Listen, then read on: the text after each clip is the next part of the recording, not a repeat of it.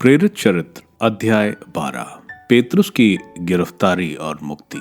उस समय राजा हेरोद ने कलीसिया के कुछ सदस्यों पर अत्याचार किया। उसने योहन के भाई याकूब को तलवार के घाट उतार दिया, और जब उसने देखा कि इससे यहूदी प्रसन्न हुए तो उसने पेतरुस को भी गिरफ्तार कर लिया। उन दिनों बेखमीर रोटियों का पर्व था। उसने पेतरुस को पकड़वा कर बंदी गृह में डलवाया और उसे 4-4 सैनिकों के 4 दलों के पहरे में रख दिया। वह पास्का पर्व के बाद उसे लोगों के सामने पेश करना चाहता था। जब पेतरुस पर इस प्रकार बंदी गृह में पहरा बैठा हुआ था तो कलीसिया उसके लिए आग्रह के साथ ईश्वर से प्रार्थना करती रही। जिस दिन हेरोद उसे पेश करने वाला था उसके पहले की रात को पेतरुस 2 हथकड़ियों से बांधा हुआ था।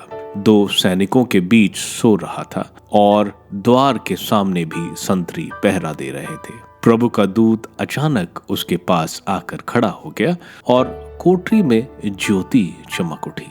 उसने पेतरुस की बगल थपथपा कर उसे जगाया और कहा, जल्दी उठिए। इस पर पेतरुस की हथकड़ियां गिर पड़ी। जब दूत ने उससे कहा, कमर बांधिए और चप्पल पहन लीजिए, उसने यही किया।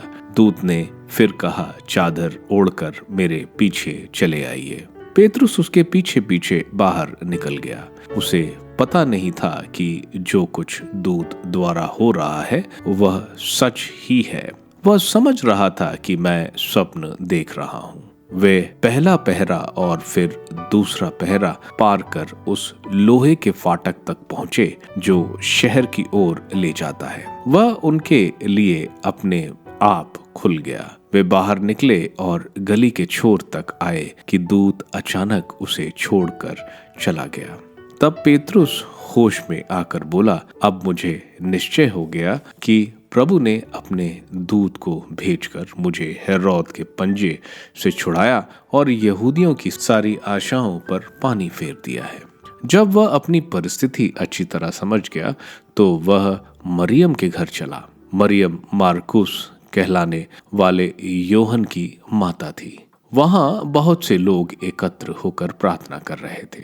पेतरुस ने बाहरी फाटक पर दस्तक दी और रोदे नामक नौकरानी पता लगाने आई कि कौन है। वह पेतरुस की आवाज पहचान कर आनंद के मारे फाटक खोलना भूल गई और वह सूचना देने दौड़ते हुए अंदर आई कि पेतरुस फाटक पर खड़े हैं। लोगों ने उससे कहा, तुम प्रलाप कर रही हो। किंतु जब वह दृढ़ता से कहती रही कि बात ऐसी ही है तो वे बोले, वह उनका दूत होगा। इस बीच पेतरुस दस्तक देता रहा। जब उन्होंने फाटक खोला और पेतरुस को देखा तो वे बड़े अचंभे में पड़ गए। उसने हाथ से चुप रहने का संकेत किया और उन्हें बताया कि किस प्रकार ईश्वर उसे बंदी गृह से बाहर निकाल लाया है। फिर उसने कहा, याकूब और भाइयों को इन बातों की खबर दोगे, और वह घर छोड़कर किसी दूसरे जगह चला गया। जब दिन निकला तो इस बात पर सैनिकों को बड़ी घबराहट हो गई कि आखिर पेतरुस का क्या हुआ। हेरोद ने उसकी बड़ी खोज कराई और जब उसको कहीं भी पता नहीं चला तो उसने पहरेदारों से पूछताछ करने के बाद उन्हें प्राणदंड के लिए ले जाने का आदेश दिया। तब वह यहूदिया छोड़कर कैसरिया गया और वहीं रहने लगा। हेरोद अग्रिप्पा प्रथम की मृत्यु। हेरोद कुछ समय से तीरुस और सीदोन के निवासियों पर अत्यंत क्रुद्ध था। वे अब सर्वसम्मति से हेरोद के दरबार आए। वे राजा के कंचुकी ब्लास्तुस को मनाकर संधि कराना चाहते थे, क्योंकि उनके देश का संभरण राजा हेरोद के क्षेत्र पर निर्भर था।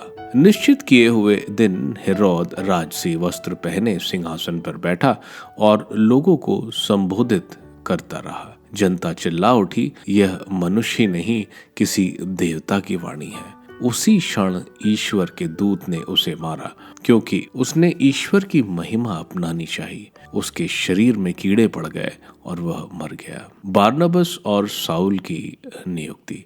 ईश्वर का वचन बढ़ता और फैलता गया। बारनबास और साउल अपना सेवा कार्य पूरा कर यरूशलेम से लौटे और अपने साथ योहन को ले आए, जो मार्कुस कहलाता था।